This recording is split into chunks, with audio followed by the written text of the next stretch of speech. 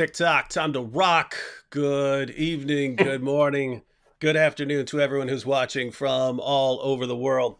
Um, my friend Ahmed and I were having a little bit of technical problems. We're trying to figure out where the problem was. Hopefully, we've got it resolved. But if not, let us know in the chat. Um, Ahmed, before we get started and go into any topics, why don't you introduce yourself, tell us a little bit about yourself, and also tell us about your channel, Finding Truth, which for everyone who wants to check it out, the link is in the description box. All right, so my name is Ahmed Ashra, and I go by the name Finding Truth, which is the name of my channel, which has like 30K something followers. And on Finding Truth, I speak generally about faith. Of course, I'm a Muslim. I'm born Muslim. I am still a Muslim, and I like the Islamic way of life. What the channel talks about is the existence of God from different perspectives. I do specifically like to do videos that address points raised or the pillars of atheism in the modern world, trying to explain the existence of the universe through random events like quantum fluctuations, or trying to explain life through unguided evolution, etc. So I have my own series about those topics, and I also host discussions with scientists. So I had, for example, Dr. James Tour talking about the origin of life. I have a series with Dr. Faz Rana about genetics and how there is design in the cell.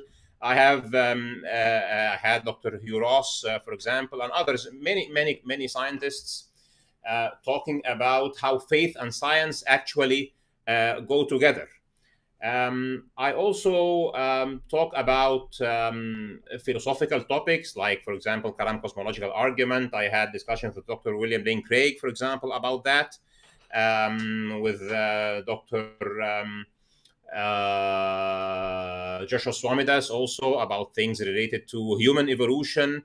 I had with Pat Flynn also from the perspective of philosophy. I also host some Muslim scientists talking about things from Kalam and other things that relate to the existence of God, etc. And so this is what Finding Truth is about: reconciling faith and religion from one side and science from the other side. I also hold the perspective that in this modern world, where atheism is advocating that it should be the universal system, people who believe in God should come together, because the religious way of life is what will eventually have to bring us together. At the end of the day, Muslims and Christians both respect family, both respect having religion as part of life, etc. And I don't see a reason that Muslims and Christians should be going head on, bashing each other. Because at the end of the day, I have, for example, debated people about whether Trinity or Tawheed or the history of Christianity or things about Islam here and there. But at the end of the day, I would rather be living with a neighbor who is a Christian, who respects my religious way of life, and I respect his religious way of life, rather than under a system that is pushing me away from my way of life. Hence, I think this discussion, where I hope you'll share this point of view. I know you have had a career of doing the opposite of what I am saying. Yet, I don't think there is a strategic reason for that.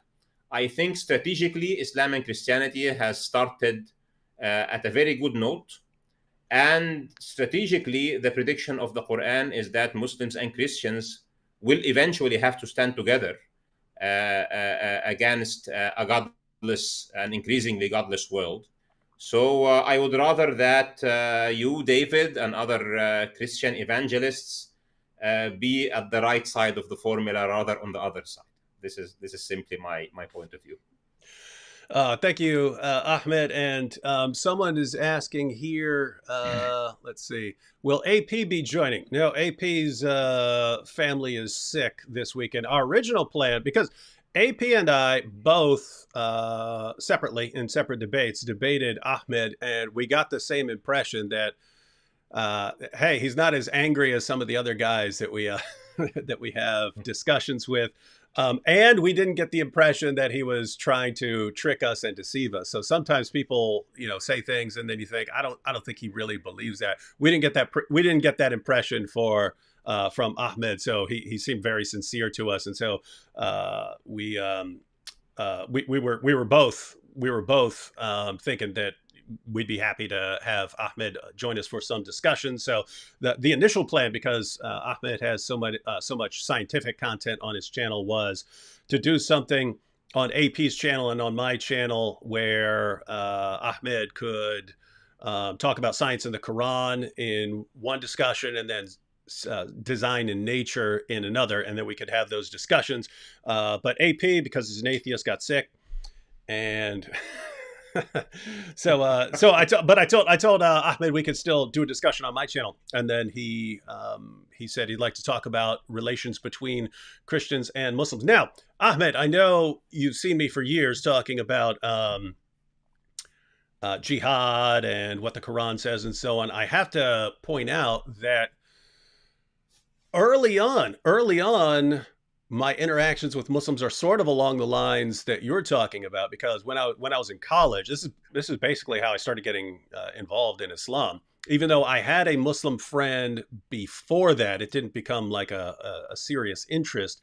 But in college, my best friend was a Muslim, and the reason we ended up being friends was we'd be hanging out with people, and the people we were hanging out with would want to run out to, go to a bar or a club or something like that, and neither one of us was interested in that, so we would end up staying back, and then we would end up we would end up hanging out together. And as far as even as far as Christians and Muslims, being on the same side of some issues, that was the way we were back then. In fact, I remember Nabil and I, we were walking through Webb Center at Old Dominion University, and there was it was the week where people put up tables for their organizations, and then they hand stuff out for their whatever their club or their organization was. And there was an organization there handing out bumper stickers that said, "Don't pray in my school, and I won't think in your church." And yeah, so don't pray in my school, and I won't think in your church, right? And so notice they're talking about churches. I wasn't going to say anything. I was going to walk on by, and Nabil just stopped, and he goes, "Hey, what's this mean? What's this mean?" And here's a Muslim standing in front of these girls who are handing these things out, and she's going, "Oh, yeah, I don't know. I'm just handing them out." And he's going, "No, you're handing it out. What message are you trying to share with this?" And so, but it was the same idea of, it was along the lines of, hey, if you're saying people are stupid if they pray in a school, are you saying that about me too? Are you going to say that about me if I'm walking over in the corner? And it was very interesting, because the girls would not defend what they were saying with Nabil standing there. They wouldn't defend their point. And I thought it was interesting, because here Nabil and I, and we are constantly arguing and going through books and history books and philosophy books and trying to defend our points to each other. And then you have these girls who couldn't even explain what their bumper sticker means. But we're the ones who don't think, and they're the ones who they think. And so those were actually my early experiences with Islam. And I could tell you where things started to shift. It was Nabil became a Christian after his first year of medical school. And when he did that, it was about a month. He was not public yet. He wasn't posting anything on the internet, but it was about a month into his about a month after his conversion, he got his first death threat. It was attached to his car. And once he was public, then he started getting them all the time. I'm going to kill you. You apostate, blah, blah, blah. And part of why I got interested in Islam was just hey, my best friend had become a Christian, and it seemed to me that Muslims make really cool Christians, mainly because they have to go through a lot. They have to go. It's a kind of a big step for a Muslim to become a Christian, and it's not like someone else who might, hey, let me just go ahead and try out Christianity for a while. It's a big step for a Muslim, so they're already taking it very seriously. And I thought, well, he's becoming a really cool Christian. Um, so that was part of why I got interested in Islam. Because notice, before that, my only interest in Islam was that my best friend was a Muslim. That was it. And he's trying to show me that Islam is true, and I'm trying to show him that Christianity is true. And then, but after a while, people are sending him death threats, and then it became like, well, if you're, I'm not going to let him stand by himself. If you're attacking him, you're attacking both of us. So I'm going to respond here. And then once I started, eventually making videos and so on, then you start getting all kinds of online abuse. And I think the goal of the harassment and abuse that you get online is to make you not want to do it anymore. But for some people, it has the opposite effect. Like, oh, Hmm. I did. I wasn't that angry before, but now you guys are really saying lots of nasty stuff, and then it becomes, we're going to kill you, we're going to kill your wife, we're going to rape your wife, we're going to kill your kids, and so on. And again, some people that will like chase them off, and they'll say, okay, I don't want to deal with this anymore. But other people, it just like makes them more aggressive towards your position. And I think that happens. Anyway, I think that happens with the people who stick around. In other words, once you start getting all the insults and the threats and the abuse, you either leave or you become more aggressive and more confrontational towards Islam. And so I think that's kind of the result of what happens online. Yeah. So, um, this is, I didn't hear this story before, but let's say that some Muslims would get angry that a fellow Muslim became Christian and he's going public with it. Why would that make you um, not look at what Islam and Christianity actually? Because I've seen many of your debates, and the way you go is like this. I don't care about the fact that there are so nice Muslims, and I care about what Islam actually says. So, likewise, if the strategic position of Islam is that people who believe in God should live peacefully together and come together, especially when the world is turning godless, then this is what you and me and every other person who cares about Christianity and every other person who cares about Islam should be advocating, essentially, even if there are some Muslims and some Christians who don't actually buy into this. What do you think about that? Yeah, and that's kind of the issue, because no, if Nabil had started getting threats, and if I'd gone online and people had started heaping insults and abuse, well, people do that with other things, right? I mean, nowadays you could disagree with people on anything, and they'll flip out on you and start insulting you and so on.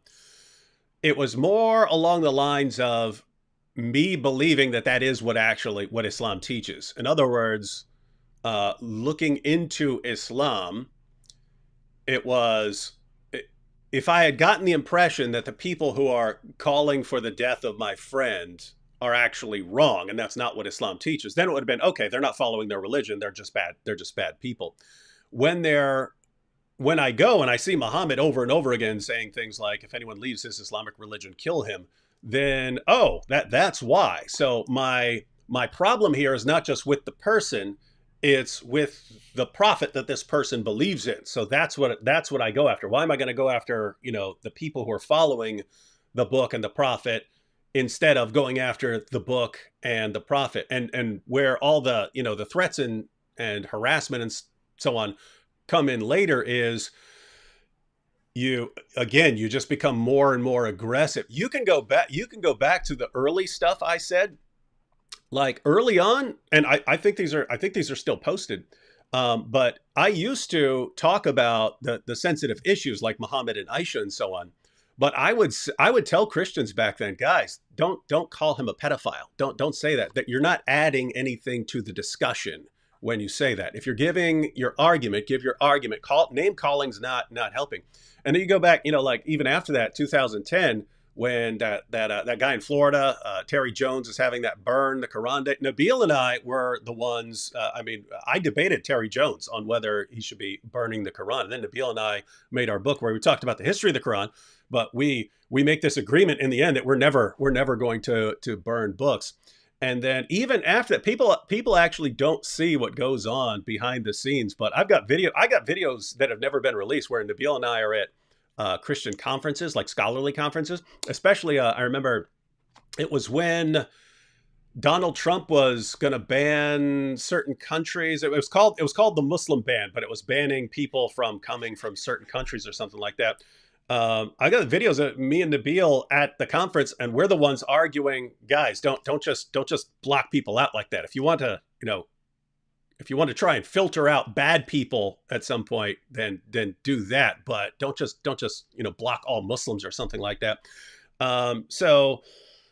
And that wasn't terribly long ago. So that was like during the Trump administration. And so we've never been like hostile towards all Muslims, but it's basically that connection when you see people who are calling for violence against you and your family or against your friends, and you see it as connected to this prophet and this book, that the more things that happen, the more hostile you get towards that book. And so it's funny because people there are Muslims who think of me like the devil himself, and I'm thinking, like, you guys made me. You're the ones who made me. I was and you see, like me and AP, we have massively different worldviews, but we still get along because we're kind of friendly.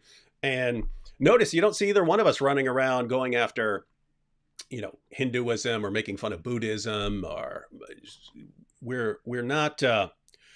Let me put it this way: it's like we don't dial up our rhetoric, and we don't heap insults and abuse unless someone else is kind of starting it with us, and then we kind of adjust our level of aggression to what we're dealing with. So yeah, that's the issue. If these are some rogue ideas that actually don't come from Islam, then they're bad. They're just bad people and they're bad representatives. If it does come from the book and the prophet, then the more people who are, heaping threats or abuse on people, the more people are going to want to go after the book and the prophet. Yeah, let me tell you a different side of the story. So, for example, the history of Christianity itself has huge sectarian wars. 30-year wars, 100-year wars. You're talking Protestants, Catholics, Orthodox. It's all over the place. Okay.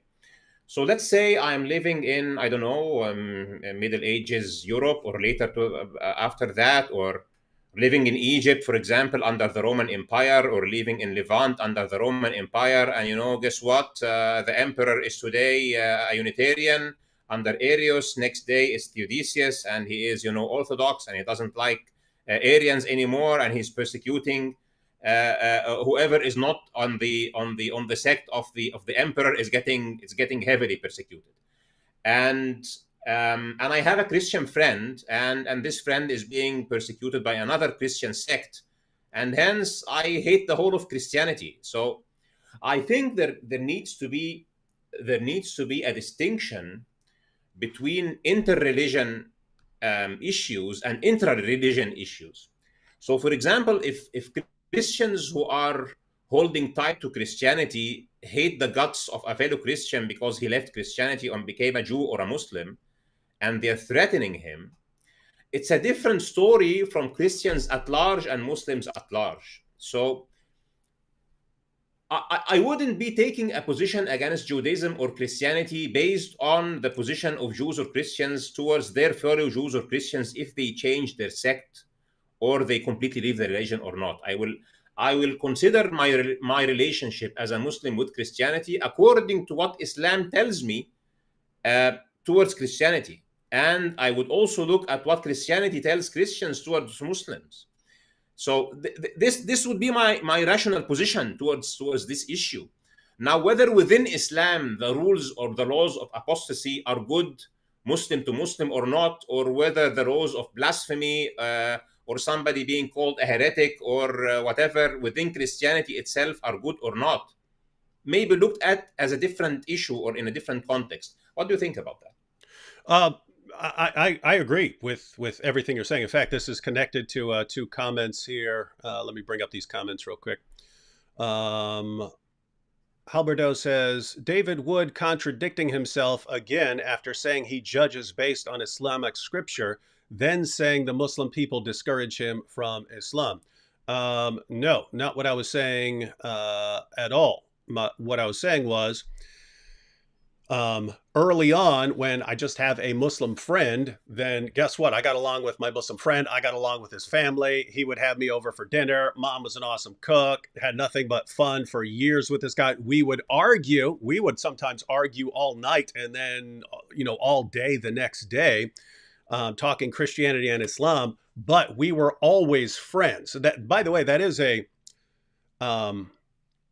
for people who hear someone criticizing their beliefs and they say, this person hates me, or this is a bigot or a hater or a such and such a phobe or something like that.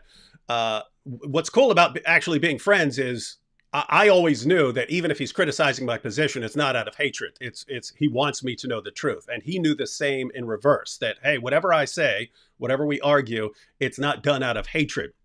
We have each other's best interests in mind. So what I was saying about people then, whoever attached a death threat to his car, and then the threats and abuse start rolling in.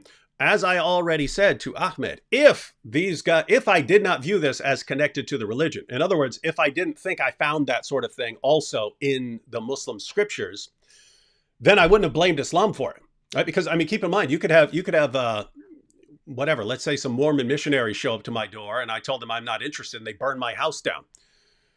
Well, there's two possibilities. Either Mormonism doesn't teach that and these guys are just crazy or violent, or Mormonism does teach that. If Mormonism does teach that, then my problem isn't just with these two guys. My problem would also be with Mormonism. If Mormonism doesn't teach that, then my problem's with these two guys, and part of my problem is that they're not following what their religion teaches. So again, this is not just, people were mean to me, therefore this happened. It's people are acting in a certain way. And as far as I can tell, and Ahmed Ahmed and I are going to talk a bit about this, and I believe it's connected to the ideology. So it's a situation where, hey, there are people behaving in a certain way, but I don't believe it's just them. I believe it's connected to their religion. So hopefully that clears things up. And then one more. Stefano says, David Wood, if we keep arguing who started it first, where is your Christian turn the other cheek? You have someone now who wants to focus on similarities. Why still stress the differences? Because this isn't just hey, let's discuss our similarities. This is what should the relationship be. So I'm going to bring up issues that I think are standing in the way of that. Guess what, guys? I would love it if we all got along. In fact, you go through. You can show me someone I interact with where they're friendly and I'm not. I'm usually pretty friendly. I'm totally friendly towards Ahmed. Have zero ill will towards Ahmed here. None. You're not going to see me get angry at all. But we will have to get into a bit of the issues here, because I agree with you, Ahmed. And matter of fact, this is a good point. So imagine you're some non-Christian centuries ago and you see Catholics and Protestants having a war. Yeah. You would look at that and you would think, oh, see, my goodness, these Christians, man. So Christianity is a bloodbath. What is this really? I don't want any of that. I want to live in peace. I don't want any of these crazy people. But then suppose you looked into it. Suppose you went and looked into it and you said, wow, I don't see Jesus saying any of this. I don't see Jesus saying anything about going and slaughtering. I see Jesus saying uh, love the Lord your God with all your heart, mind, soul, strength. Love your neighbor as yourself, and even love your enemies. So if he's saying love your enemies, these guys are slaughtering each other. I think these guys are doing a really bad job of whatever they're doing. And so again, the question would be whether um, whether the actions of certain people actually line up with Islam. And I'm willing to grant there are all kinds of actions that don't line up with Islam, but I think the ones that I'm actually concerned about do. So why don't you share any thoughts before we actually go into it? Then I'll lay out my view of what the Quran really teaches between Christians and Muslims. And then again, everyone who's watching, this is not a debate, so we're not gonna go back and forth, and I'm gonna give rebuttal after rebuttal and so on. I'll just explain my view, and then Ahmed can take as much time as he wants to show where I'm wrong. And I'm probably going to leave it at that because there are a couple other things that I'd like to discuss here. Anything you want to add before I? Anything you wanted to respond to before I? Yeah. Yeah, so let me give you this example, which would be a sort of an extreme example. Okay, so at a point of time, Jesus Christ himself started preaching to the Jews in Palestine, and they thought, well, this guy is blaspheming. Okay, and according to the Gospels, yeah, they plotted that this guy has to be executed, and you know the story. And they were the community of Jews taking an action against a Jew that they thought he is blaspheming against the word of God, and so they wanted him to be tried for blasphemy and get rid of him. Now, laws about blasphemy and apostasy within the Judaic tradition may or may not affect the future relations between Jews and Christians.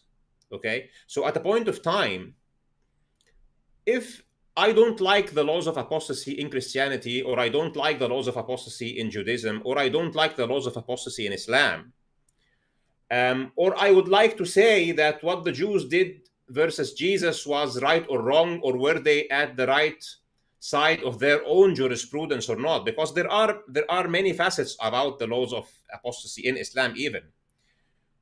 This can be taken as one category, and another category, I'm already a Muslim who likes Islam, you're already a Christian who likes Christianity, somebody is already a Jew who likes Judaism, somebody else is already a Hindu who likes Hinduism. What is the strategic positions of our religions, which we are resting there in peace with, towards each other? This becomes now the question.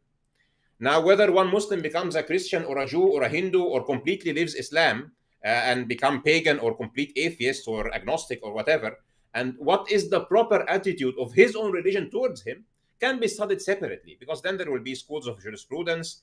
There will be whether he is being judged or tried by a state or by his fellow community members, and many other aspects that can be studied.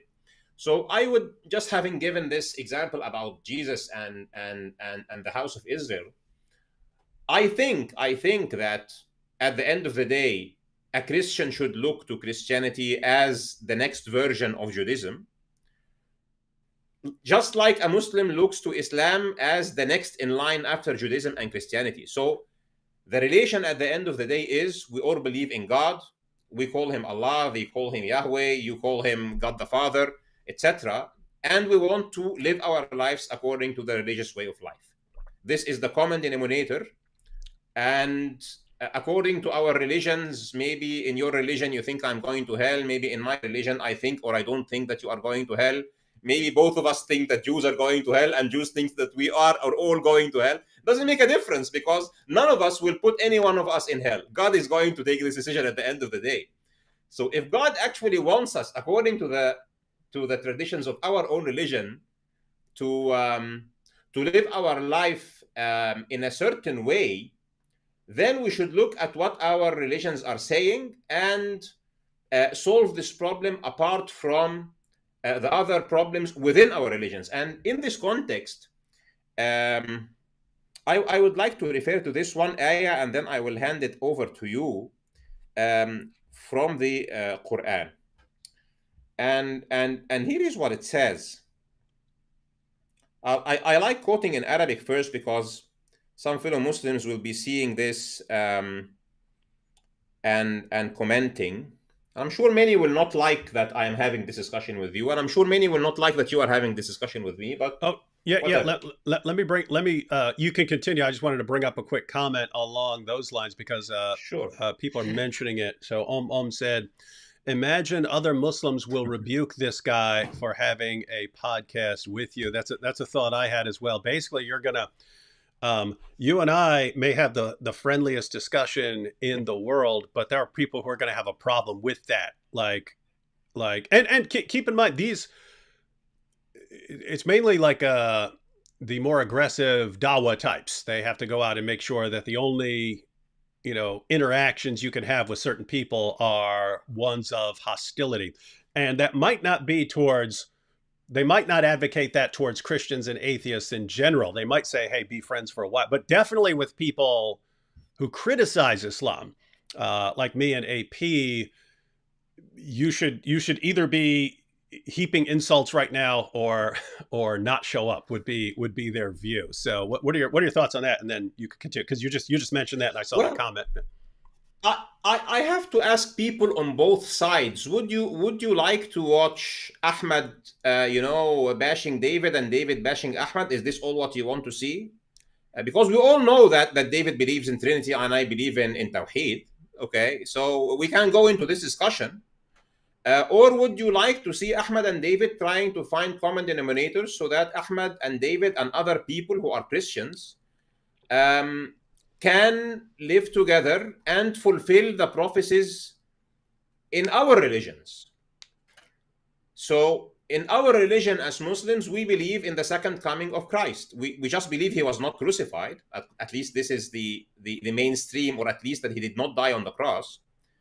And we believe that he is coming back, and that when he comes back, every Christian and every Muslim will know the truth. So if for example, you, David, think that he is God and he comes back in flesh and tells you, well, I am a prophet, and you say, okay, I was wrong on that. I believe in you. I believe in your father as the supreme God and you as a prophet. End of story. That's it.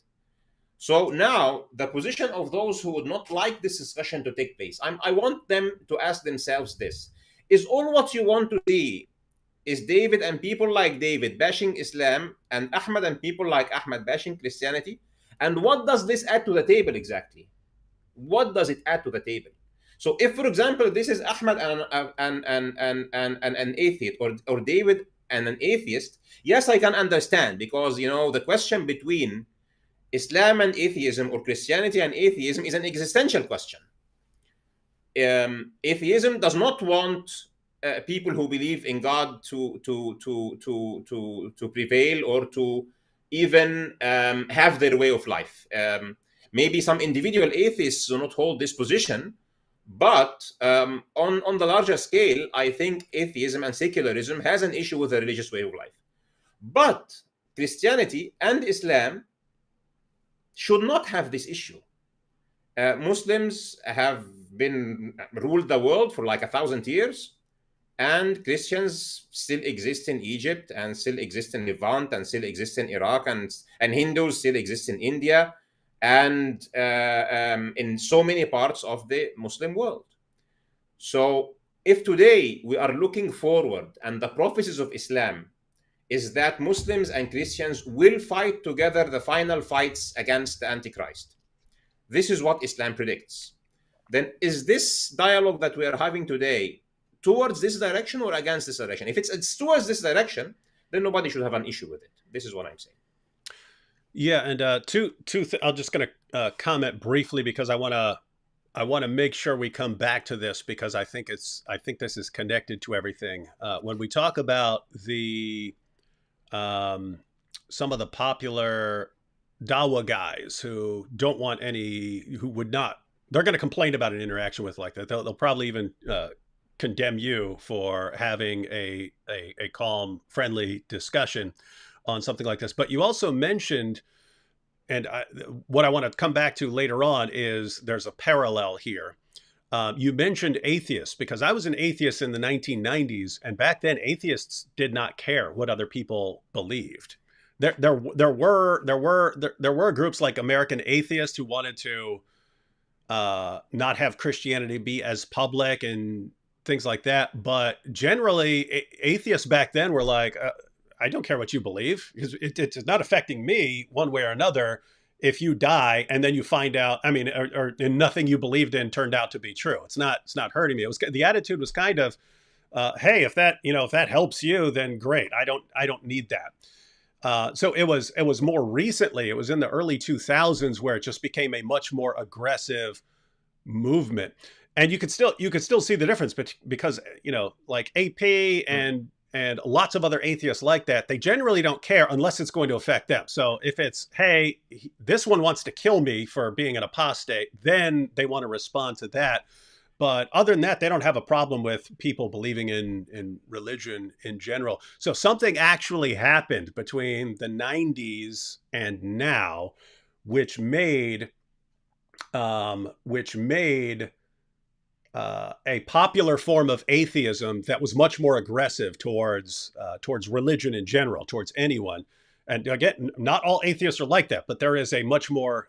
We all encounter them online. We all encounter them online all the time. But there's a parallel there, I think, and we could talk about this a little later, with some of the more aggressive Dawa types also becoming popular. And so anyway, I wanted to get to that in a little while, but first, I think we do need to discuss this, what's called the elephant in the room, and that would be whether Islam actually calls for this. I'm just reminding everyone who's just tuning in, not a debate. I'm going to say what I believe is Islam's real position on interactions between Christians and Jews, and then I'll let Ahmed take however long he wants to respond. So should we jump into that now? I wanted to quote this one ayah of the Quran when this matter of the objections of other groups. So let me quote this one. It's from Surah Al-Baqarah, which is chapter 2. I'm not really fond of quoting surahs with their numbers. So it's Surah Al-Baqarah, and this is ayah number 148. And it comes after the context of speaking about the changing of the direction of prayer of Muslims from Jerusalem to Mecca.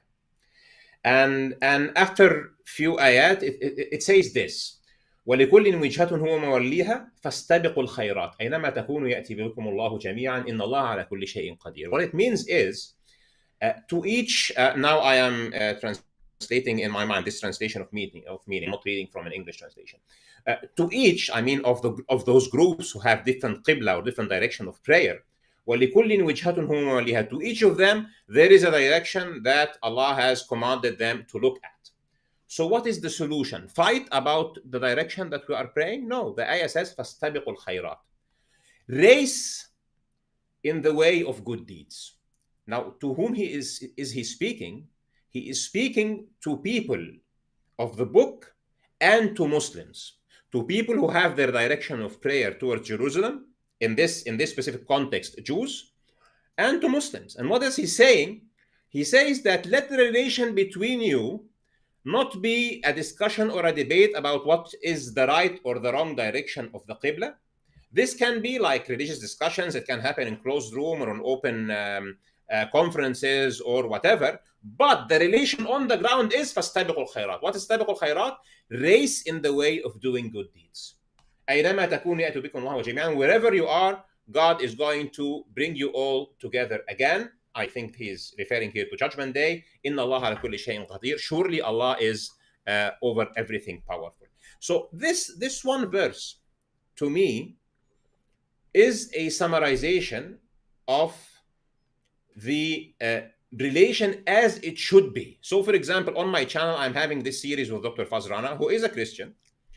I even think he had some family roots from Muslim countries, but he is a Christian and he is belonging to a Christian organization. But what we are doing together, as a biochemist, he brings to the table his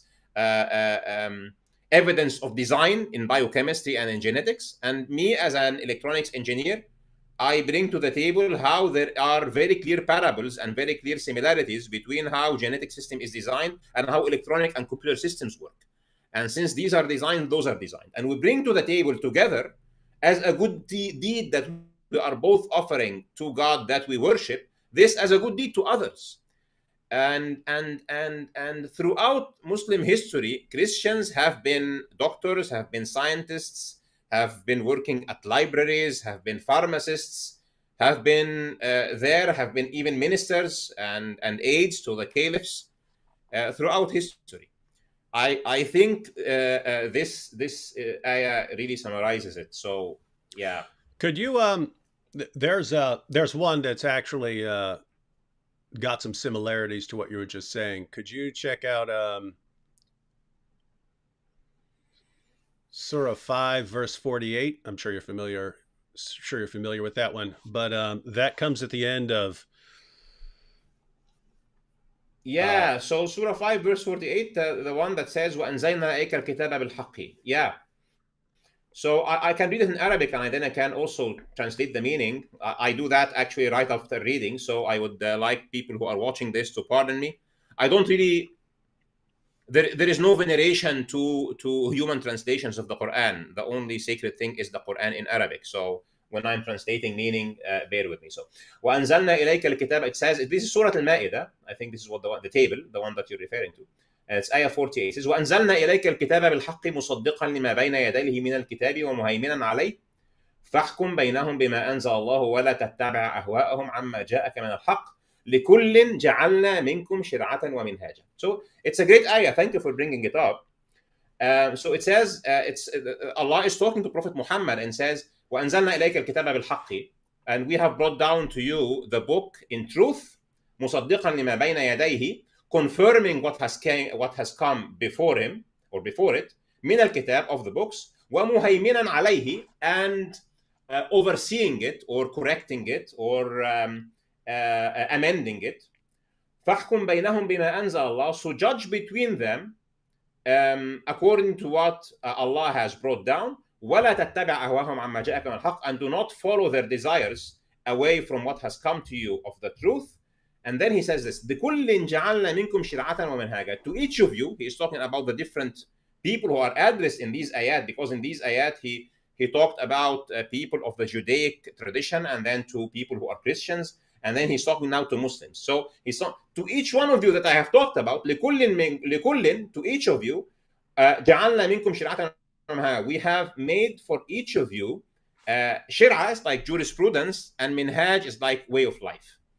وَلَوْ شَاءَ اللَّهُ لَجَعَلَكُمْ أُمَّةً وَاحِدَةً. And if Allah had ordained it, he would have made you a single community. وَلَكِنْ لِيَبْلُوَكُمْ فِيمَا آتَاكُمْ. But he has done this to test you in what he has given you. And then again he says the same thing, فَاسْتَبِقُوا الْخَيْرَاتِ. So race in the way of doing good deeds. إِلَى اللَّهِ مَرْجِعُكُمْ جَمِيعًا فَيُنَبِّئُكُم بِمَا كُنتُمْ فِيهِ تَخْتَلِفُونَ. To Allah is you will be united back with him, and then he will tell you about what you have differed in, or what your differences was. So again, what this ayah is saying, is there are differences. Islam acknowledges that there are differences. The position of Islam, that Islam is the final uncorrupted true message, and that there are changes that happen to the religions that has come before, but it is commanding Muslims, and it is talking also to Christians and Jews, to find our common denominators, to seek good deeds in the way of life. And if a Muslim does not convince his fellow Christian to become a Muslim, then okay, let's work together to the common good, and at the end, on Judgment Day, God will be the final judge, and he will tell each party what was the correct thing about the differences between us. So I think also that this is, and it strikes me actually that you know that these ayat exist, and you have actually told me the counter ayah of what I've said. And maybe, okay, so we're starting at a good note here. So at the right foot. Yeah, I'm just, well, couple things there. So yeah, it was when you mentioned the good deeds and the striving after good deeds, and I was thinking, oh, it sounds like yeah, it's a parallel with uh, Surah 548. But yeah, that we some something that would be good for a possible future discussion would be whether the Quran is claiming to be the uncorrupted scripture as opposed to earlier. Because I have a massive matter of fact, I think that entire passage starting at verse 43 up through 48 is saying the opposite of that. I think it's confirming all the inspiration, preservation, and authority of all scriptures. But we could have a good friendly discussion on that in the future, and you could give your perspective. But Sure. this you mentioned like, hey, what's my problem with Islam when I know about verses like this? And so this would be a good time to give my overall perspective. And again, guys, for the third time, not a debate. I'm going to lay out my views. Ahmed is a guest on my channel, so I'm going to lay out my views, and then he can say I'm the wrongest person in the world, and then we'll take it from there. Yeah. But this is my perspective on these things. So and you're familiar with this. So my view is that the rules of the Quran, the rules that are laid down in the Quran, were basically always doing what seemed to be in the best interest of the Muslim community. So when Muhammad was the totally outnumbered, persecuted prophet in Mecca, the revelations he's receiving at that time are along the lines of, hey, God's going to judge us, but we don't need to be terribly we don't need to be killing each other over this stuff. And so there was no fighting during the Meccan period. There wasn't even fighting in self-defense. It was just hey, God's going to judge. Then Muhammad moves to Medina. He forms some alliances, and that's when we start getting the revelations about defensive jihad. That now you can fight those who are oppressing you, persecuting you, even criticizing you in certain ways. You can actually fight back against these people. And lots of Muslims go to passages like this and say, "See, this is just calling for fighting in self-defense." Who objects to self-defense?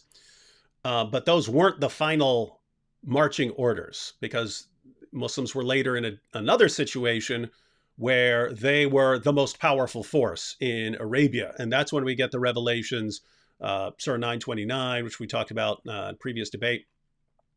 Fight those who do not believe in Allah. And it goes on, when do you fight them? Till they pay the jizya with willing submission and feel themselves subdued. But that command there is very different from certain earlier revelations, which were along the lines of fight people who are attacking you, fight people who are oppressing you. Now it's fight those who do not believe in Allah. And we find the parallels in the hadith where Muhammad says, I've been commanded to fight people until they say there's no God but Allah, and Muhammad is his messenger. Jews and Christians would, of course, have the option of paying the jizya.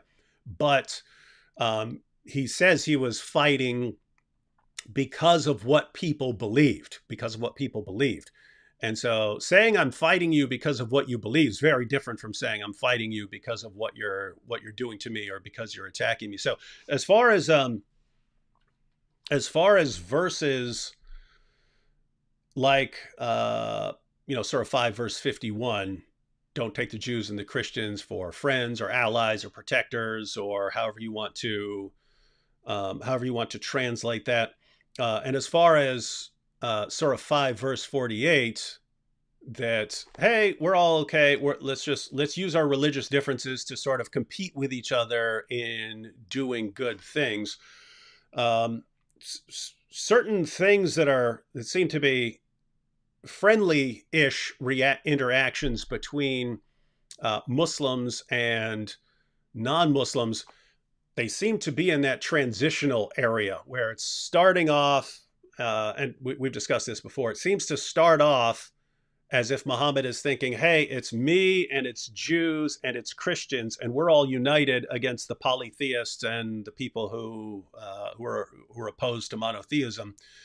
And then the Jews, vast majority of Jews, there were a couple of exceptions, but the vast majority of Jews reject him as a prophet. And then it becomes, well, it's Christians and Muslims together against Jews and polytheists. And then by the time you get to Surah 929, it's Muslims versus everyone. Everyone else has to be subjugated. So I'm looking at that, and I just have to point out before turning it over to you, this isn't just a David Wood distorting the past. There are Muslims who interpret this exactly the way I've just interpreted this.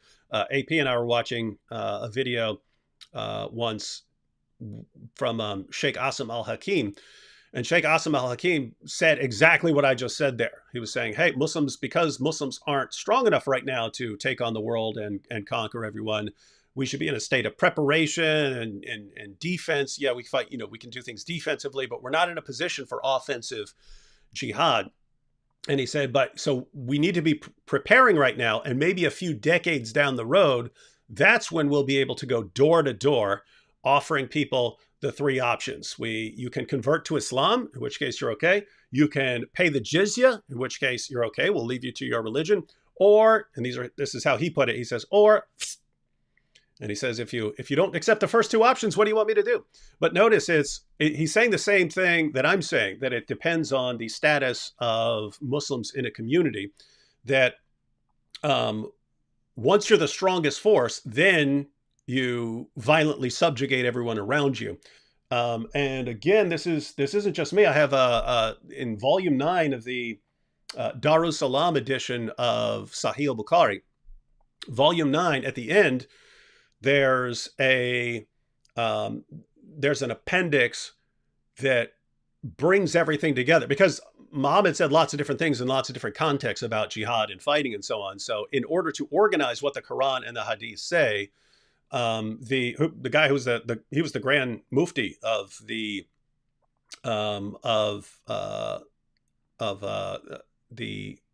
my goodness, he was the Chief Justice of Saudi Arabia and the Grand Imam of the mosque in Mecca. And so he gives his discussion, and he actually breaks it down into 4 stages. He says there's the no fighting stage. Then he says there's the stage where you're allowed to fight, but you don't have to. So it becomes permissible.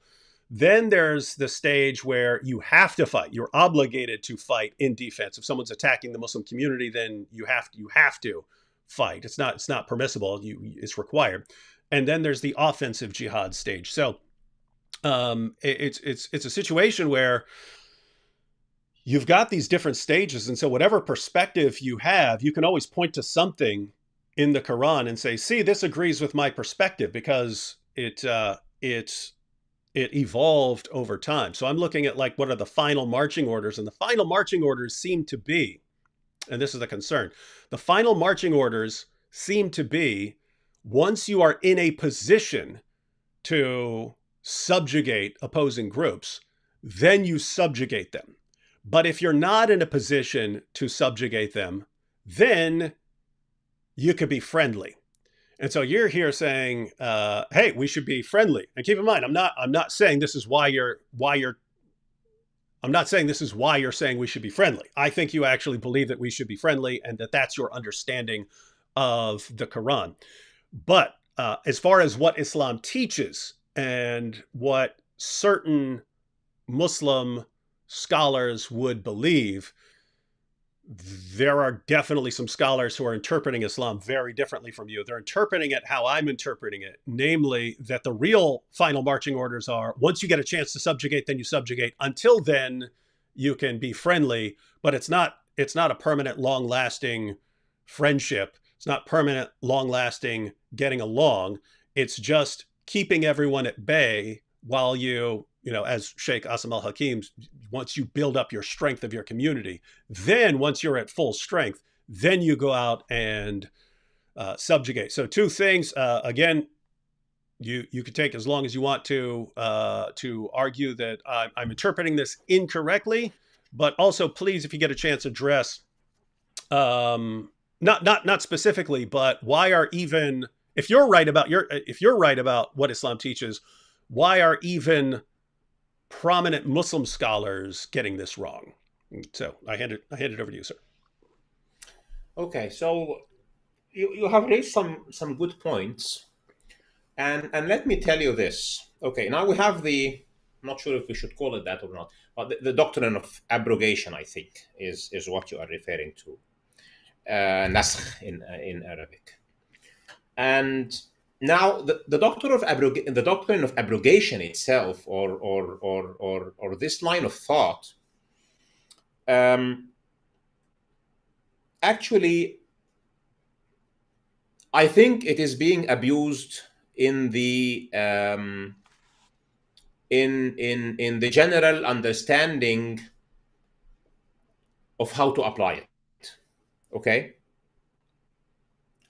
Am I saying that Muslims over 1400 years were wrong about it and I am the one who is right? No, I'm not saying that. I am saying that even us as Muslims in the modern world, looking at the doctrine of abrogation, we are not applying it in the way that Muslims in the life and after the passing away of Prophet Muhammad were applying it. And I'll give you an example of issues that you might know about or you might not. So for example, in the Quran, there comes down an ayah that commands, making drinking alcohol haram came on stages in the Quran. Okay. So first, the Quran tells Muslims that, al-khamr, which is a name of alcoholic drinks, has some benefits and has, harms, but harms are more than benefits. So it says that and it stops. And then it says, do not pray while you are drunk. It says that and it stops. And then it says it's completely haram. Do not even come close to it. Okay? When Muslim scholars look at these ayat, they say that the second ayah abrogates the first one, and then they say that the third one abrogates both. Okay. I disagree, actually. But even if I agree, what does it mean? So let's say that somebody who is a Muslim and he is alcoholic. Okay. So a Muslim can be alcoholic. He remains a Muslim, but he's alcoholic. He's doing a major sin. He's doing a kabira, but he is alcoholic. It's a matter of fact. Let's now study the second ayah, which says, do not go to prayer while you are drunk. لا تقربوا الصلاة وأنتم سكارى. Do not even come close to prayer while you are drunk. Now, this guy is already drunk. He is already alcoholic. Okay? He is doing a sin. But is he allowed, being a drunk, to pray or not while he is drunk? You get what I'm hitting at. So yes, the general command related to the Muslims' relation to alcohol is, don't even come near it. But now, if you are already a Muslim who is drinking, the second ayah still applies to you. Okay? If you are drunk now, do not go and pray. So yes, the third ayah tells you not to get drunk at all. But if you are drunk, still do not pray. And now if I am somebody comes to the parliament and says, well, we are going to, we're not going to drink, but we are going to have vineyards and, because it's good to the economy, then the first ayah still applies. Because the first ayah says what? There are benefits in alcohol. There are benefits in vineyards and in wine, because it's part of the economy. People would have farms, people will sell it, people will buy it. You can sell it to people who are not Muslims, etc. But it also says the harms of that are much bigger than the benefits. So the ayah still applies. So people who, for example, have been doing studies about how to bring somebody who is already an alcoholic outside of alcoholism would go to the ayah number 2. We will tell him, you are a Muslim, you need to pray. And if you want to pray, there are 5 prayers a day. And as a Muslim, because if you don't pray, you have a big problem with Islam. So guess what? You will need to stop drinking 5 times a day, and this is plenty of the day. We are going to, corner your drinking habits into a very small part of the day, between praying Isha and Fajr, which is actually at night. And this is tiresome for somebody because he will need to wake up in the morning and work or something. So people who really have insight about what is the meaning of abrogation understand that the ayahs that are abrogated, even if you are taking the abrogation doctrine to the last mile, those ayahs are not as good as not there. those ayahs still have their context where they apply. I'll give you another example, very clear about abrogation. So there is one ayah that says, in the state of war, one Muslim does not run away from 10. So if there is one Muslim and there are 10 who are non-Muslims and there is a battle, you are not allowed to run away if you are outnumbered by a factor of 10. And then the next ayah says, now Allah knows that you have become weaker, etc. And it brings it down to a ratio of 1 to 2. Now, in one of the great battles in the history of Islam, it happens to be a battle against the Roman Empire. So it's funny that I'm bringing this example now, which is Al-Yarmouk, where Muslims were like 30,000 and the Roman Empire had an army of like 300,000. Okay, Muslims were estimated to be somewhere between 30 and 40,000, and the Roman army was estimated to be somewhere between 3 and 400,000. And the commander-in-chief in this battle was Khalid ibn al-Walid, one of the great generals of Islam, and he still proceeded with the battle. Muslims withdrew once and withdrew twice and withdrew 3 times until he was commander-in-chief, and he said, no, I'm going to fight. So was Khalid ibn al-Walid going against the command of the Quran? So according to the latest marching order, according to what you're saying, if you are outnumbered by a factor of 1 to 2, you should get away. You should get out of the battlefield. But he didn't. Why? Because he knew that his army are under the context of the first ayah. Because the first ayah says, if you are people of patience, if you are strong in your faith and you are people of patience, then it's 1 to 10. So while this pair of ayat are almost universally accepted as a case of abrogation, it is seen like this. The early Muslims have understood abrogation as bringing to the general context something else, and that the abrogated ayah still remains in its context, unless the general context applies and takes it out of its speciality. And I think if you look at that way of thinking, which is, by the way, an accepted way of thinking, and what I am claiming is that this is actually the established way of thinking in that was followed by the Sahaba of the Prophet himself. And I have seen one of your debates where you acknowledge that the matter of the Rashidun and the 30 years after the Prophet are Muslims are obliged to take them as good examples. So I think the important point that you are referring to here, that when you look at the Quran, you look at the last that was revealed as the final marching order, I agree it will lead you to your conclusion.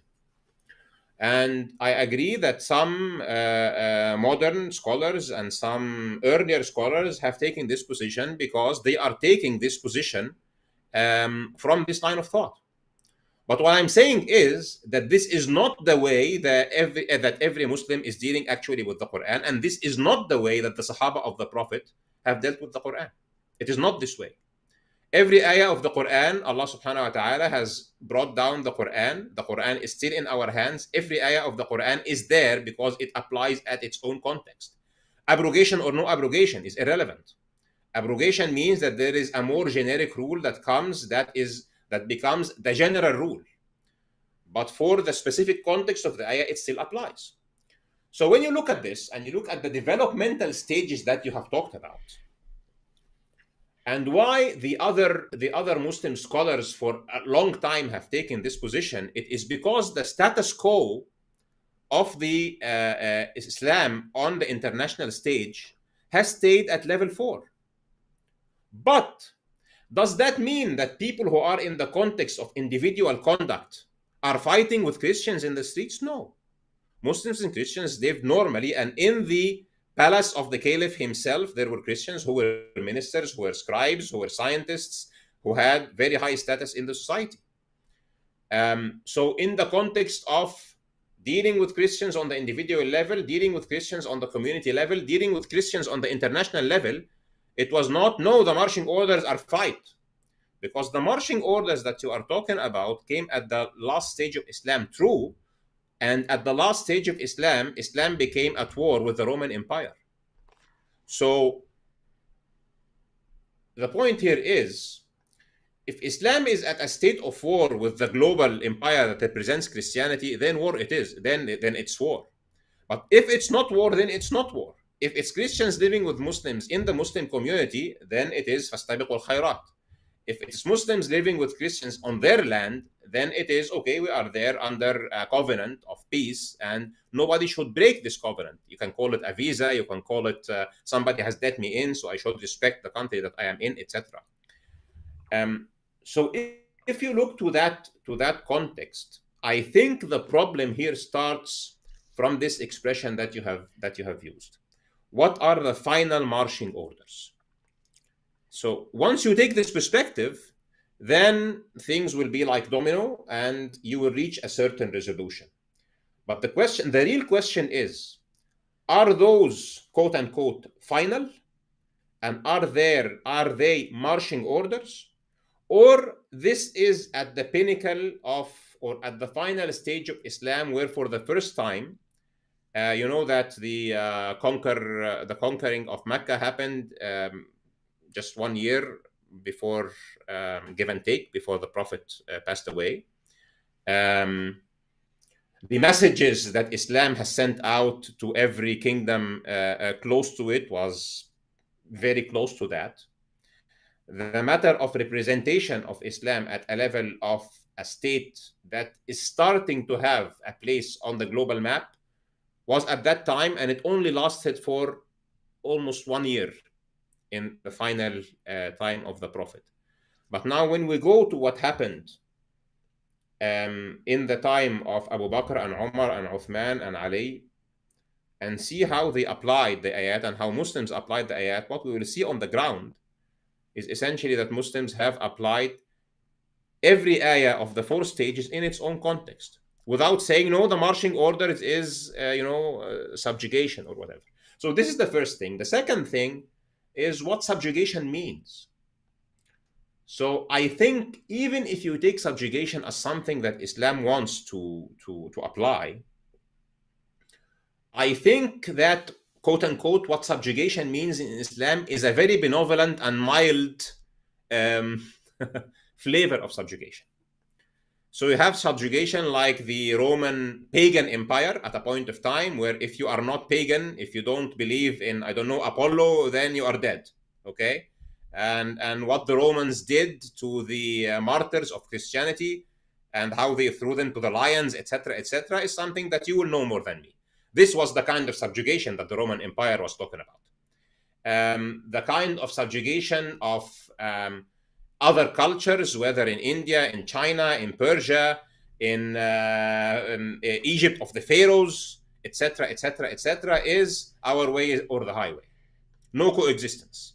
So Pharaoh said to Moses and people of Israel, you are either going to be our slaves or we'll just keep killing you. So, okay, get us out of Egypt. No, you are not getting out of Egypt. You will just remain slaves here. This is the kind of subjugation of Egypt of the pharaohs. And this is the kind of subjugation that was prevalent all over the world, including in Arabia.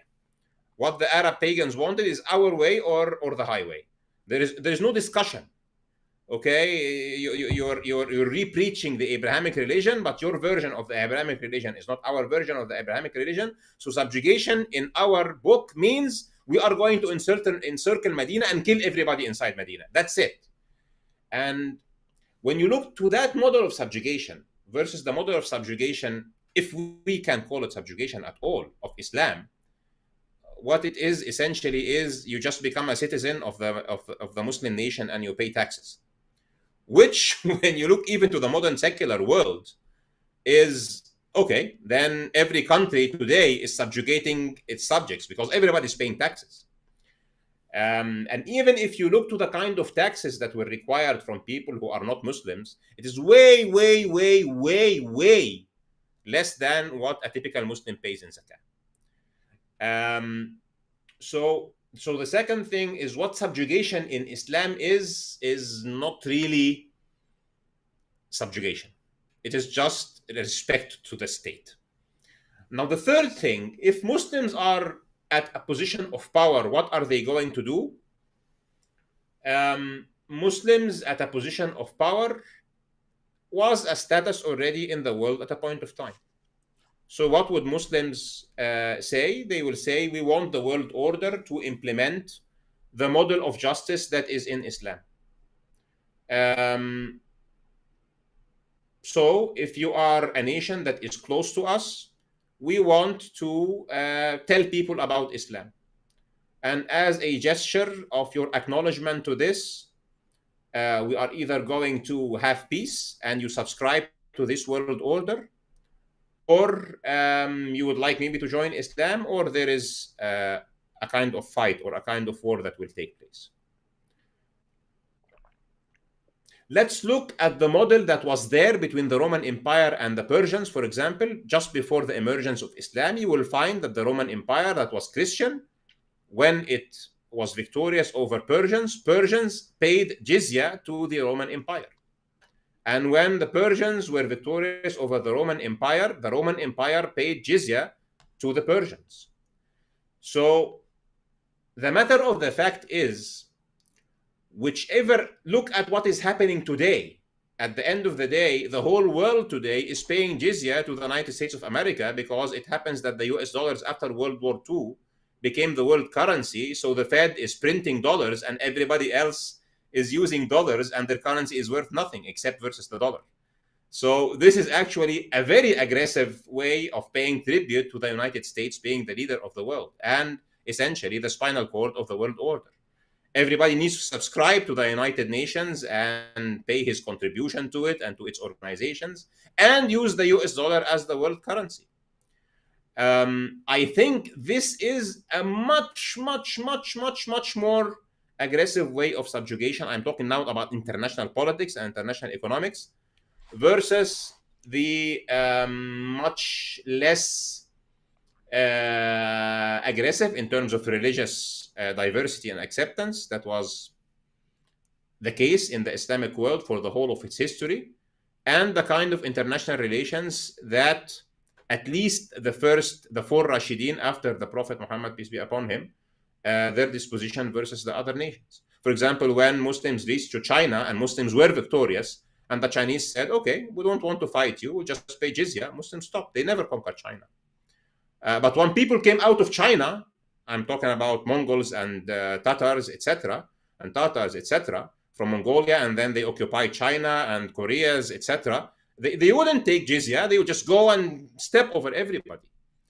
And you will find this wherever you go. Muslims always, throughout their history, at least the good Muslims in the beginning who really cared to apply Islam in the way that Islam was supposed to be applied, I think that the word violent subjugation is actually out of context.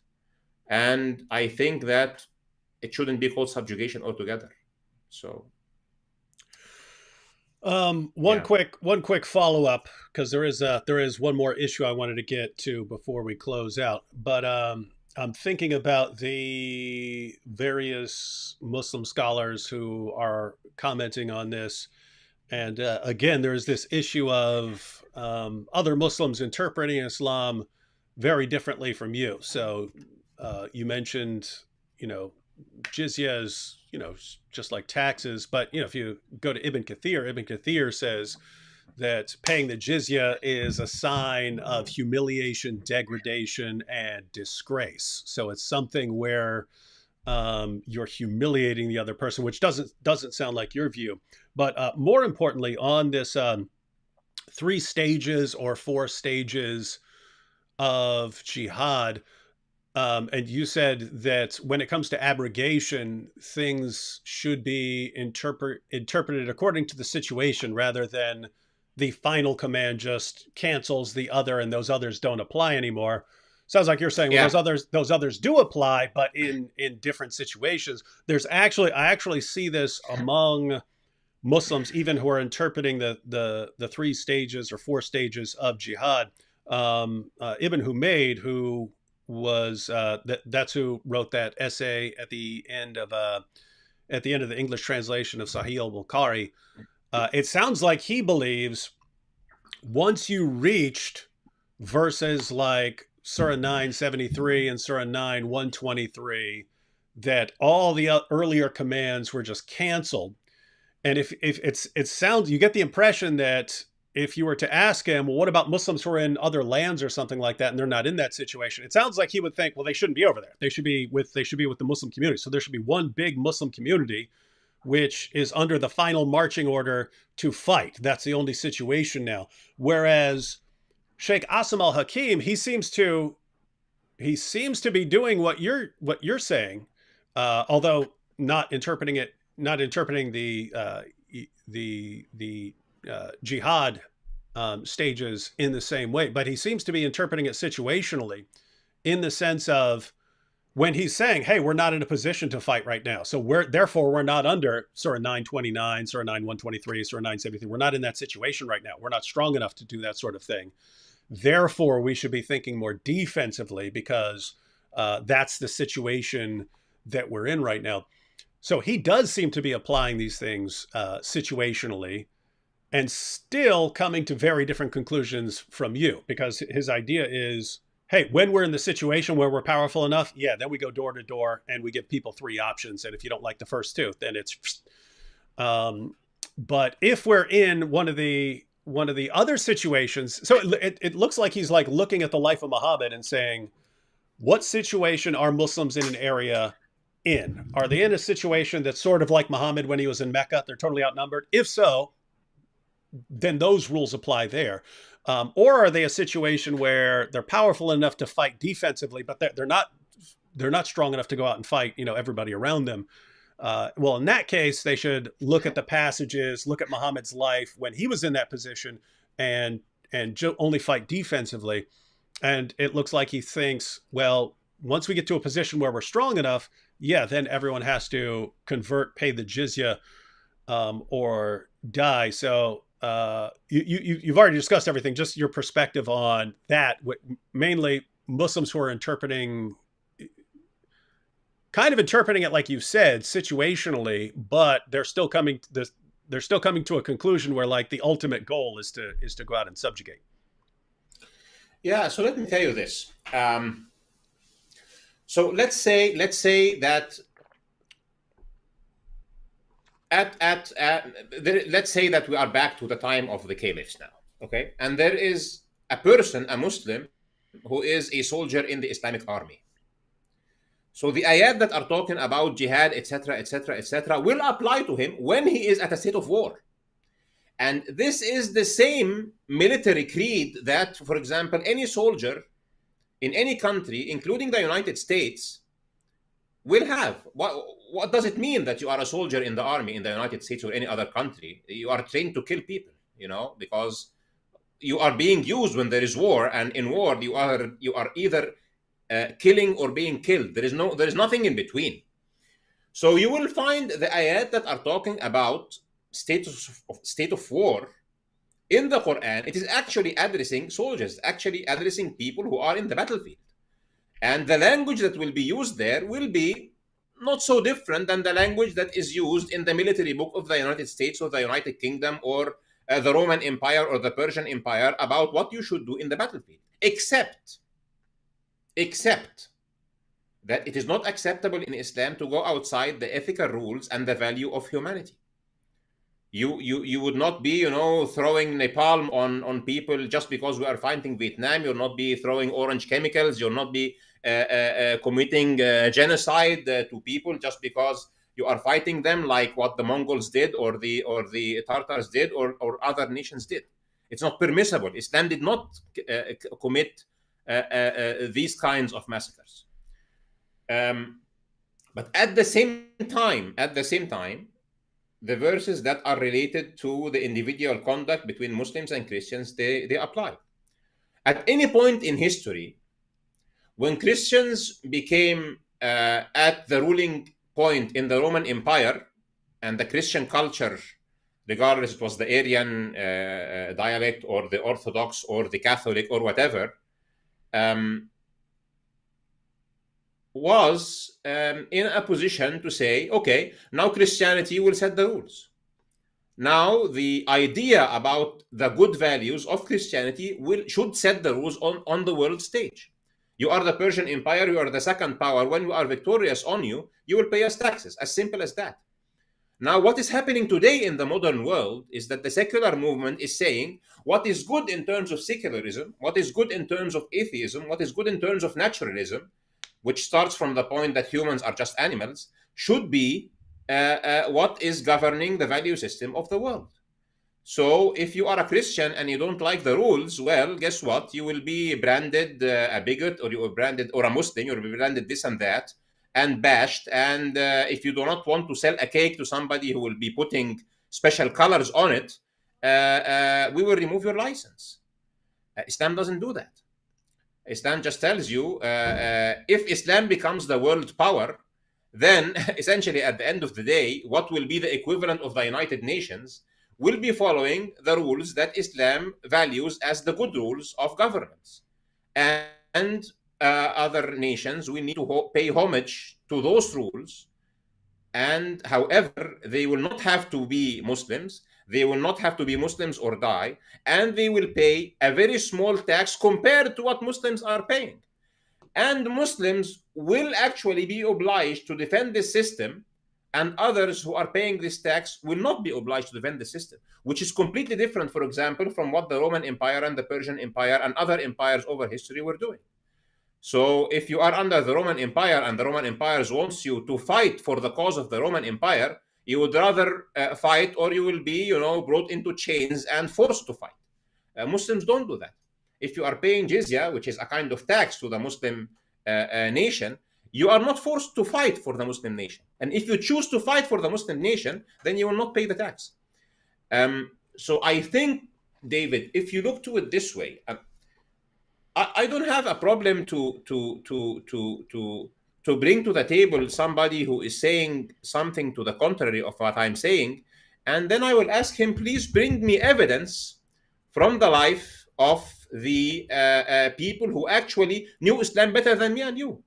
So if somebody says, well, Muslims shouldn't be there, shouldn't be living, so how did all the Muslims in East Africa, in East Asia come? Where did they come from? How did Malaysia and Indonesia and Philippines and come into Islam? It came into Islam because there were Muslim traders who were going there. How did Muslims happen to appear in Madagascar and Somalia, etc.? These places were not conquered by any army. Muslims went there and lived there and dealt with those people, and those people became Muslim. So no, nobody can claim that no Muslim should be living in a Christian or a non-Muslim country. Muslim lived in pagan Africa, in Hindu and Sikh and Buddhist Asia. They went there for trade. They established their trading stations, and they were so good to those people in their dealings that hundreds of millions of those people converted to Islam. And at this point of time in history, 20%, only 20% of Muslims are speaking Arabic language, let alone Arab in race. So 80% of Muslims are from non-Arab tongue, and much more than that are not from Semitic origins. So I don't know if somebody would come to the stage and say, well, Muslims should have this position, and Muslims who are living in other places who are not Muslims should not be there at all. What's your evidence? This would be my response. Yeah, couple things. Might be good to at some point. I don't know if you're familiar with Robert Spencer's book, The History of Jihad. Might be good at some point in the future, if you're interested, to check out that book and have a discussion with Robert Spencer on. Could be, it'd be a bit much to talk about the entire history of jihad, but even if you wanted to talk about the early years of the caliphs and so on, yeah, I think we're coming to a different perspective on the spread of Islam. But right now we're talking more about what Islam teaches. And I just before jumping into one last final thing, I wanted to point out that even though I'm interpreting this in light of abrogation and stages, as many others have over the centuries, I actually believe there's a way, even using the same method of interpretation that people like Sheikh Asim al-Hakim and Ibn Humayd and so on are using, that could get you to something along the lines of what you're talking about, but even using their methods. And that is, I would argue it like this. So if I were a Muslim and I were aware of all this, and I still wanted to argue that, hey, we should, get along as, as peacefully as possible in the world today, I would argue like this. I would say, look, if you look at what Muhammad did when he was in Mecca, and he was the Muslim community was totally outnumbered, he did what was in the best interest of the Muslim community at that time, and that's what he ended up doing, and that's what the revelations were about. And then later, when it was fighting defensively, well, then they had to deal with people who are persecuting them or criticizing the community, and so there he did what was in the best interest of the Muslim community at that point. And later, if you're in a position where you can actually take control and enforce Islamic law, then that's what's in the best interest of the Muslim community at that time. So the underlying principle, this is not my position, I think someone could argue this and reasonably argue this. The real underlying principle in all of this is what's in the best interest of the community at that time. And so for that, we should look at what's in the best interest of the Muslim community in the world today, because now we're just in a different situation in the world today than communities of the past, where, a community in the past, you had the local community and then the surrounding groups and so on. Whereas now we're trying to function as a planet because everyone's connected to one another through the internet, or because, people are traveling, migrating and so on. And so I think you could argue that since the underlying principle of everything is do what's in the best interest of the Muslim community, that, well, it's just not in the best interest of the Muslim community to be hostile and aggressive towards all the other groups. Like, it's bad. Like, even if it's like Pakistan, where Muslims are the majority, abusing Christians is not in the interest of the global Muslim community. It's bad. It makes people more hostile and aggressive towards Islam. And so I think you could, using the same method that some of these other guys are using, say, following those lines, Muslims today should be doing what's in the best interest of the community, and that's just not being hostile towards the rest of the world. We should be trying to get along as much as possible. That's how I would defend it if I were to defend it.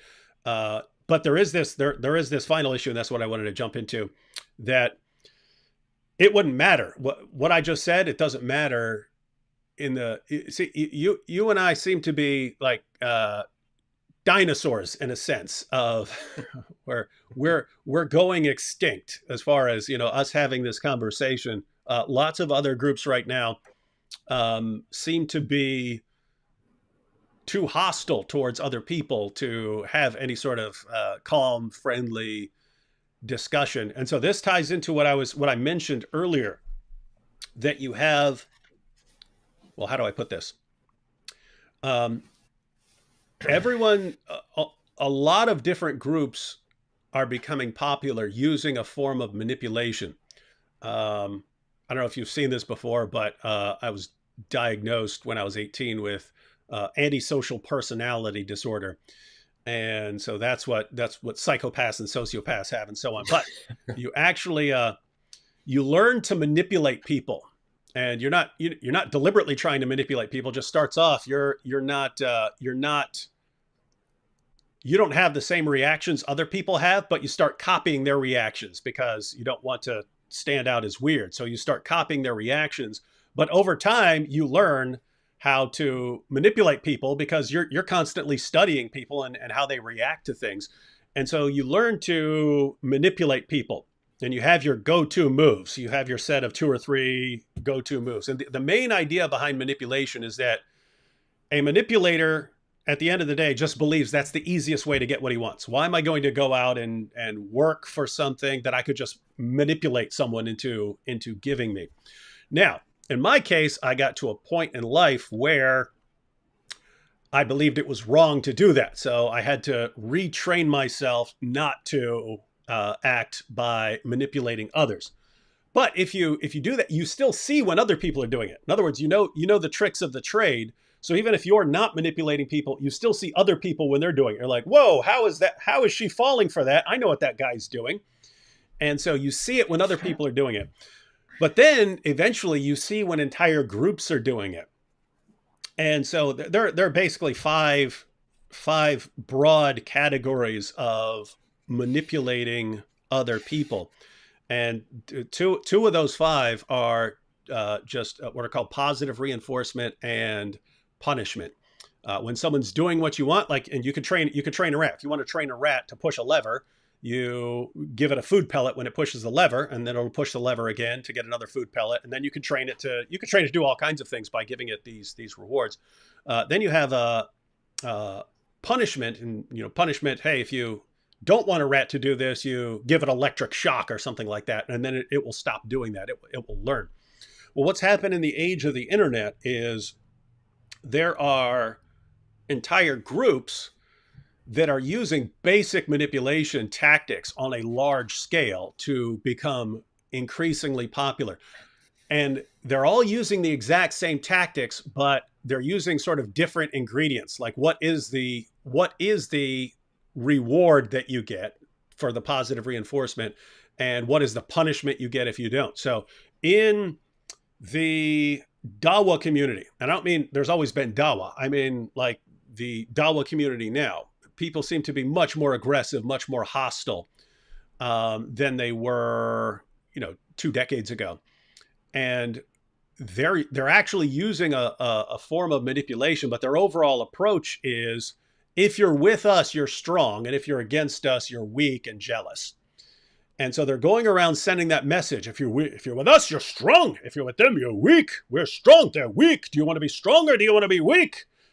You want to be strong, right? Then you're with us. And they heap, they heap insults and abuse on anyone who disagrees with them. So that's the Dawa community. You find something very similar with what are called the new atheists. So as I pointed out in the 90s, most atheists didn't care what other people believed. Then all of a sudden, mid 2000s, they started becoming more and more aggressive. Matter of fact, just think I mentioned those girls handing out the bumper stickers. Don't pray in my school. I won't think in your church. Right. Notice what they're saying there.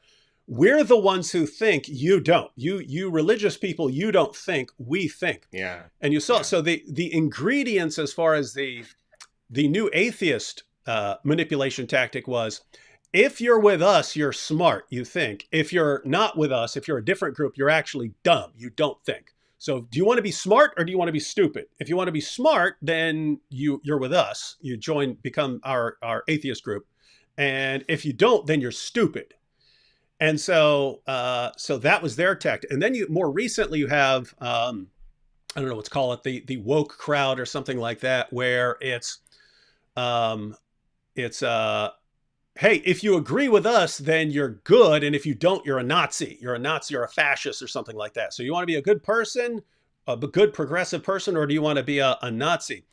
And if you didn't see how successful these methods are, you wouldn't think that that's actually going to work. But these tactics are massively successful, especially with young people. You could do anything. Like I'm wearing a watch right now. Someone is wearing a watch, and all of a sudden, a bunch of people in a school with school age people started saying, only stupid, idiot, weak losers wear watches. Guess what? People are going to stop wearing watches. They're just going to do it. People fall for that sort of thing. And so, yeah. And so what you have is everyone, it's particularly true of the groups that are spreading rapidly, like the new atheism spread rapidly. The more aggressive Dawa guys spread rapidly. The sort of wokeism spread, progressivism spread very rapidly. But it's all by using the same manipulation tactics, just different forms of it. And it's massively successful. And I would say this, that if you want people to agree with your conclusion, like you want people to agree with you, if you want people to agree with you, but you don't care how they come to agree with you, if you do not care what the method is, you just want them to agree with you, you are massively better off manipulating them than giving them an argument. I'm not saying manipulate them, don't give them an argument. It's not what I'm, the opposite of what I'm saying. I'm saying if all you care about is getting people on your side to agree with you, then it is way easier to manipulate them. And again, that's what's built into the mind of a manipulator. The easiest way to get what I want is not for me to go out and spend years working for it. It's to trick and deceive people into making them give me what I want. And so we see all these groups doing it. And it's think if you were to argue for the existence of God, or for the truth of Islam, or for the truth of Christianity, or for the truth of atheism, you could either lay out all your premises and lay out all of your different lines of evidence and show people how different argument forms work. And this is deductive reasoning, this is inductive reasoning, this is Bayesian reasoning, and my argument is a Bayesian argument that shows that this conclusion is probable. You can do that, or you can just get everyone to think, oh, if you agree with me, you're strong and smart and good, and if you disagree with me, then you are you're stupid and weak and a Nazi. You're way better off doing that, and that's what lots of groups are doing. But if you were to ask anyone who's falling for any of this, were you tricked and manipulated? No, I just went with this argument. Yeah, but the entire time they were giving you an argument, they were also telling you that you're strong or smart, or somehow otherwise praising you, giving you a reward, a quick self-esteem boost if you happen to agree with them. But if you don't agree with them, then it's abuse and punishment, and here's why you're a loser who doesn't agree. So the point of all of that, the point of everything there I'm saying is, I notice on your channel you are giving arguments for the existence of God, or you're giving arguments for why the Quran is correct on some issue. And that's how Christian apologists are. They're still like you've had discussions as you've mentioned with William Lane Craig and others. But notice the Christian apologists are generally, here's my first premise, here's my second premise. So whatever begins to exist must have a cause.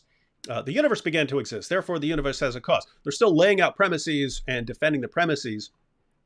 Meanwhile, there's this mass manipulation process going on, and everyone is being brought into some group that once you're in the group, then they adopt these cult tactics where you're not allowed to have any sort of interaction with other groups. Like when me and AP have a discussion, we'll actually get angry comments from atheists. AP, what are you doing talking to him? He's a Christian. How dare you? How dare you? You. And the idea is you should be doing nothing but insulting the person. And that's why I brought it up. Notice it's parallel to the Dawa community that you should not be having any sort of interaction with me right now, except by heaping abuse on me. And because that's how you would show that you're strong and I'm weak. With the new atheists, guys, just to be clear, before you all whine like a bunch of crybabies, I'm not talking about all atheists. I'm not talking about all Muslims. I'm talking about specific subgroups within there. With the new atheists, all you're supposed to be doing as part of the group, the only interaction you're supposed to have is telling other people how stupid they are, not refuting the argument, just tell them how stupid they are constantly. And why? Because that actually works. That's how these movements spread. So my final sort of question for you before we close out this discussion is, I don't know, given what we're up against, given what you're up against, right? Hey, let's get along. That's the best situation.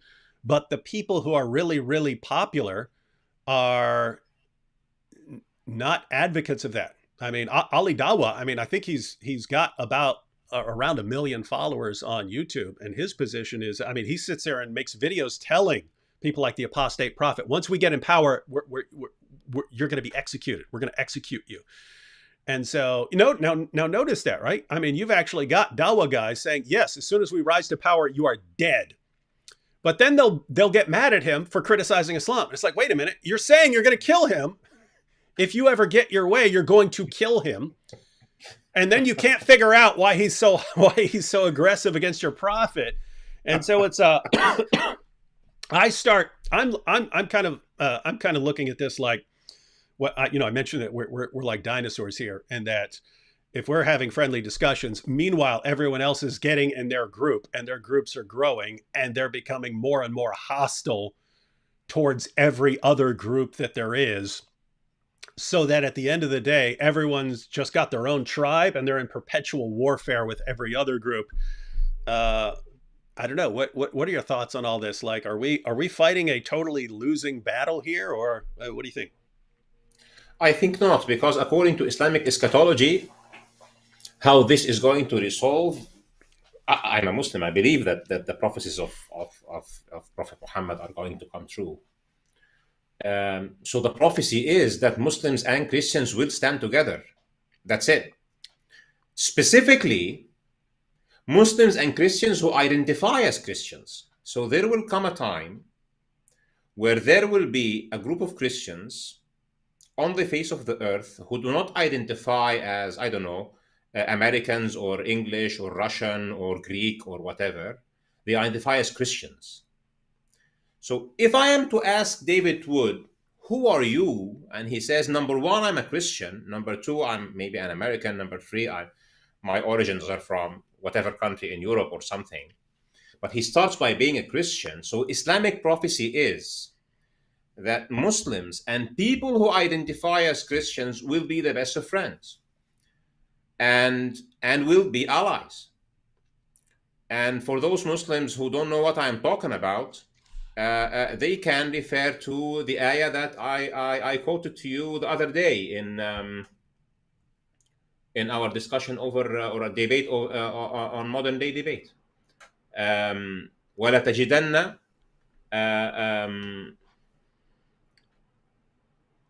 I don't want to make a mistake here. Let me Talking about the verse from Maida. Yeah.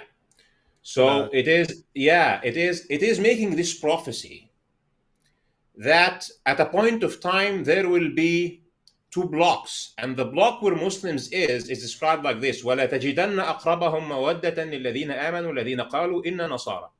And you will surely find, and this is talking in the future sense, those who are closest in affection to those who have believed, and those who have believed here are the Muslims, those who say or who identify as we are Christians.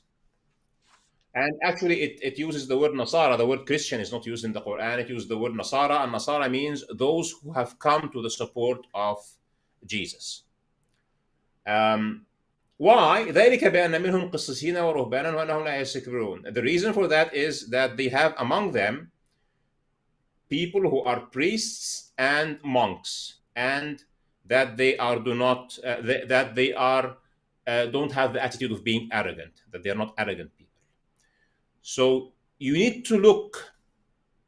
If David is somebody who venerates the Christian priest, who venerates the institution of monasticy, and who venerates the personal disposition of not being arrogant, of not telling everybody that they're stupid because they are not of his cult, who accepts that there are others on the face of the earth who deserve to have their own way of life, especially if this way of life is the religious way of life, then what I'm saying is that the destiny of Ahmad and David and every person who identifies as Christian and every person who identifies as being of الذين آمنوا, those who have believed as a Muslim, our destiny is that we will have to stand together at a point of time in defense of the religious way of life. And if somebody is looking at the world stage today and does not recognize that this day is coming sooner or later, and probably sooner rather than later, then, pardon me, you need to wear glasses. It is obviously coming. Why? Just because of the thing that I was talking about. Whenever there has to be, at any point of time in history, there has to be a dominant culture. What did Jesus tell his disciples? He says at the end of the gospel, he says, go and teach the gospel to the end of the world, right? This is what he said. And they started going to the end of the world, trying to teach the gospel. What happened? They became persecuted. Through patience and perseverance and forgiveness and endurance, people started looking. Why? What's happening? Why are those people giving their lives? Why are those people accepting to be thrown to the lions just because they want to deliver the message? And then suddenly the Roman Empire turns Christian. And then suddenly Christian becomes the dominant culture in the world. What does the Roman Empire start wanting to do? They start wanting to evangelize Christianity. What happened when King David and then King Solomon were in charge of the Judaic tradition, or of the people of Israel? King Solomon started sending messages to Sheba and to all the nations around him, saying, I represent the truth. You have to pay homage to the house of Israel. Islam, being in its perspective the last message from God, wants to deliver the message of Islam to the end of the world.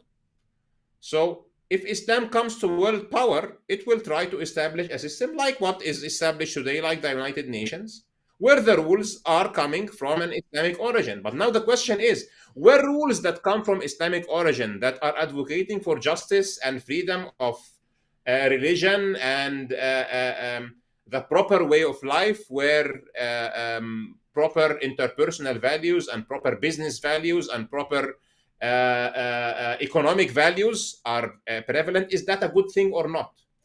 There is no coercion in religion. In Islam, everybody can live his life according to his religion, and you just need to pay tax. That's as simple as it is. Now, if a country, like what the Christians did and like what the Jews did, if a country says, no, we don't like this culture, we don't like the message of Allah to reach other people, we will be antagonistic against this new culture, we will try to destroy it, then Islam will stand in defense of what it sees as the truth. But the Muslim individuals in the Muslim community will deal at the best way with others who have other religions inside the Muslim community. And if they go to other communities in trade or in tourism or in any other thing, they will behave as best as possible. Why? Because you said something very good when you were saying your thing. I think the way early Muslims looked at it was not what is best for the Muslim community, David. I think the way they looked at it is what is best for Islam. Is it best for Islam that Muslims will go to communities and do like what the Mongols did and just kill everybody? Or even, pardon me, like what sometimes the Crusades did and what other cultures did when they came to the Islamic world?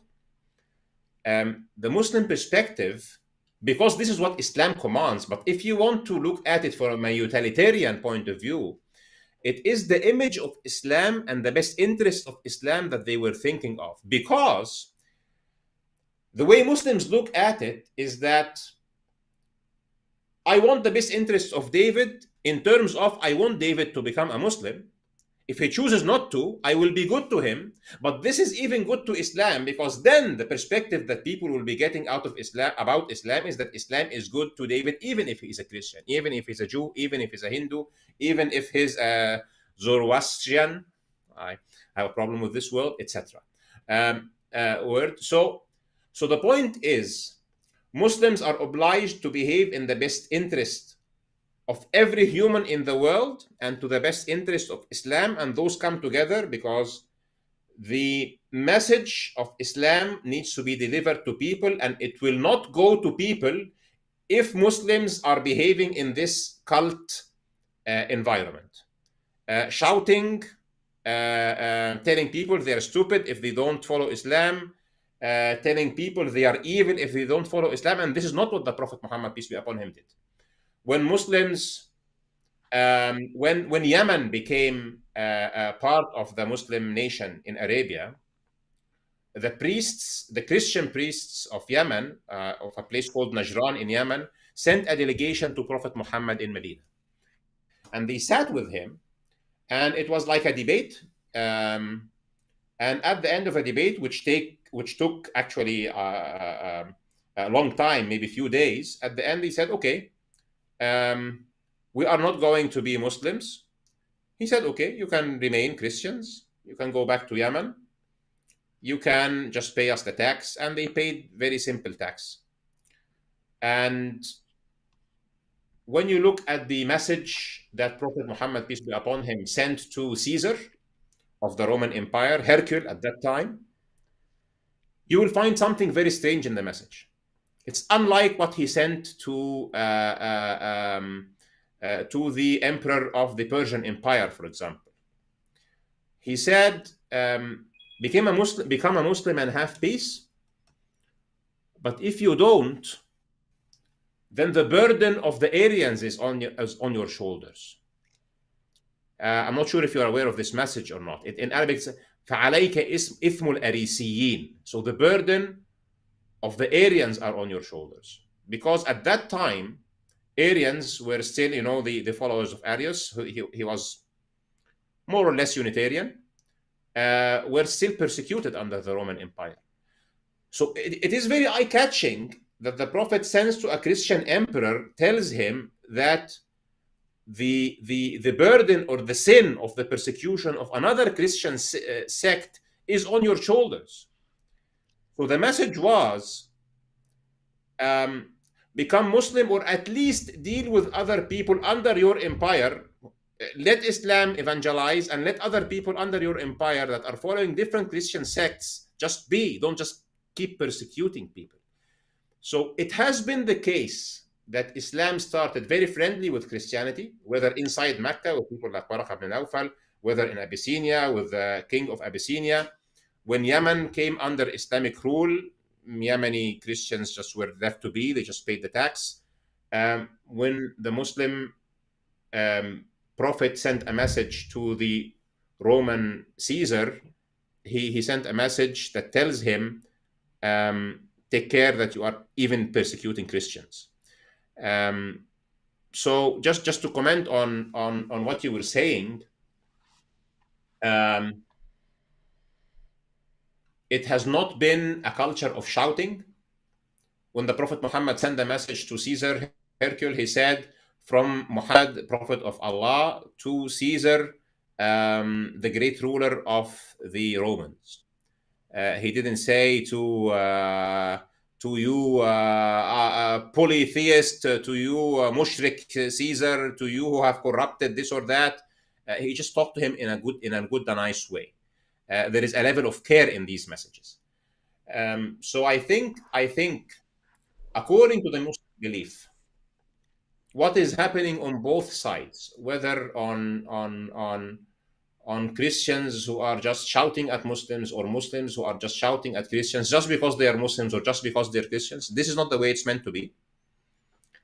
We are at a time in the curve of history where it is accelerating more and more, that the ruling culture is getting more secular.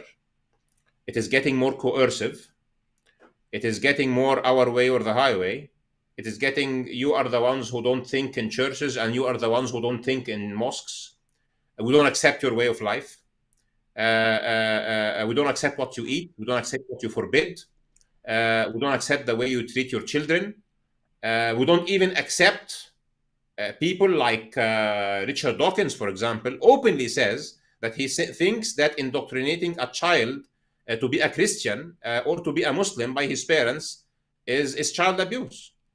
And or teaching him a religion before he is at the age where he can choose his religion freely is child abuse. What happens when this culture becomes the dominant culture and it goes into legislation? What's going to happen? And it is already happening.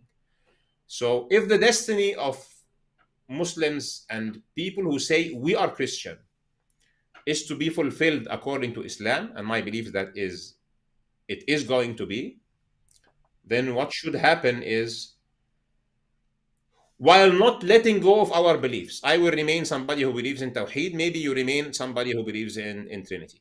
Okay? And I would like to be a Muslim. You would like me to be a Christian. But Muslims believe that Christianity will remain until the end of the world. So we are not, Muslims do not have the mission of wiping out Christianity from the world.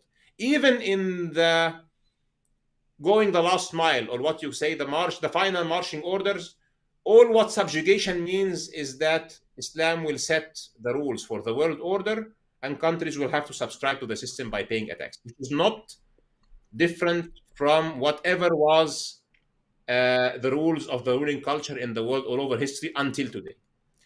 So just my closing here will be, I hope that this discussion is the first, not only between me and you, but between people like me and people like you who would like to set aside the animosity and find the common denominators and fulfill the destiny of people who want to live the religious way of life. Um, I know you have some content that is very aggressive against Islamic belief and against the Prophet. I would take this opportunity to call for you personally, since we had this discussion, to reconsider this position, and also to call to people in the Islamic da'wah to follow the command of Islam as not to insult the beliefs of others. It says, وَلَا تَسُبُّوا الَّذِينَ يَدْعُونَ مِن دُونِ اللَّهِ فَيَسُبُّوا اللَّهَ عَدْوًا بِغَيْرِ عِلْمٍ. Do not say abusive things against what they worship apart from God, so that they do not also say bad things against Allah. This is what our religion commands us. I hope I've answered your question. Yeah, so that is an important principle there. Surah 6, verse 108 of the Quran. And a lot of the Dawa guys don't seem to pay much attention to that, because there were times during the lifetime of Muhammad where the Muslims were insulting the beliefs of the polytheists, and then the polytheists said, we're going to insult Allah in return, and then Allah revealed in the Quran, okay, don't do that, don't start an insult battle. Whereas I've seen it over and over again, from the it's a weird situation, because I'll see an interaction with like a Muslim and the apostate prophet, and AP won't start the insults, but the Dawa guy will. He'll start calling AP names, and then AP will start calling Muhammad names. And the question is like, what were you thinking? Like, what were you should not want that guy. You should not want AP to be insulting Muhammad, and yet you started with the insults against him. So it is an interesting situation as far as It, Mike. Oh, go ahead. it is it is Ayah 108, by the way. I'm not sure if you. I think you Yeah, misspelled. Surah 6 108. Yeah, Surah 6 108. Yeah, Right? yeah, Yeah. yeah. All right. Yeah, yeah. Yeah. And yeah, 108. Yeah. And so, I mean, as far as my content, I pointed out, didn't start like that, and people are like, so what, are you just reacting to mean people? It's a weird situation, Ahmed, where if someone says, hey, if you make a cartoon of my prophet, I'll kill you. For years, I didn't do anything like that, but it gets to the point where if you're threatening to brutally murder people who do it, then all of a sudden I feel like I have to do it, because if I don't, then it's like I'm telling you that's a good way to get what you want, right? Like, hey, if you want us to do what you want, then just threaten to murder us. I will say, if no one's threatening to kill anyone or do any sort of horrible thing, I have zero inclination to go around tossing around insults. It is, but when people are saying, do this and I'll kill you, or I'll kill your families, or I'll kill your friends, then I don't know. I feel like, okay, now I have to do that, because otherwise the message you're getting, that's the principle behind don't negotiate with terrorists, right? Because if a terrorist does something and then you say, okay, I'll give you what you want, then you've just encouraged more terrorism. If you say, under no circumstances am I giving you what you want, then you're sending the message, stop that tactic. You need a different one. You need a different approach. And so I think a lot of people in the world today need a different approach. And I'm glad that Ahmed and I were able to have a nice, calm discussion. Notice, everyone, I've said some really, really mean stuff about Muhammad over the years, but we're still able to have a nice, friendly conversation. Notice, I'm not here insulting Muhammad. Not here insulting Muhammad, not insulting the Quran. I give my perspective and so on. And so, guys, just keep in mind that this goes for everyone. In your interactions, you're sort of, we're all setting the tone for interactions with others. If you just immediately come with insults and abuse, you're probably going to get something similar in return. If you come with threats of violence and intimidation, you might not get threats of violence and intimidation in response, but it's not going to be a very friendly or fruitful discussion. With that said, if you do come with threats, you just don't complain when people then make fun of you or make fun of your position. Don't expect people to respect your position when the way you're approaching them is makes them absolutely not respect your position. So those are just some final thoughts there. I have the links again to Ahmed's YouTube channel, Finding Truth, and his website. Those are down in the description box if you want to check out, especially lots of issues on science. And yes, I agree, Ahmed. I'm looking forward to discussions in the future, not just with you, but really, I mean, anyone, guys, atheists, Christian, Muslims, Jews, Hindus, you want to have nice, friendly discussion. Happy to work together with everyone on that, because the topic here was, should Christians and Muslims unite against atheism? I'm not really a group joiner. Apart from being Christian, I'm not really like joining groups and forming alliances. But I mean, if I agree with someone, I agree with someone, and it doesn't matter if he's an atheist or a Muslim or whatever. If we're on the same page about something, then we're on the same page about that. If we're on different page, something else, we can discuss that too. All right. Well, thanks to Ahmed for joining us. Thanks for everyone for watching, and we will catch y'all next time. Thank you.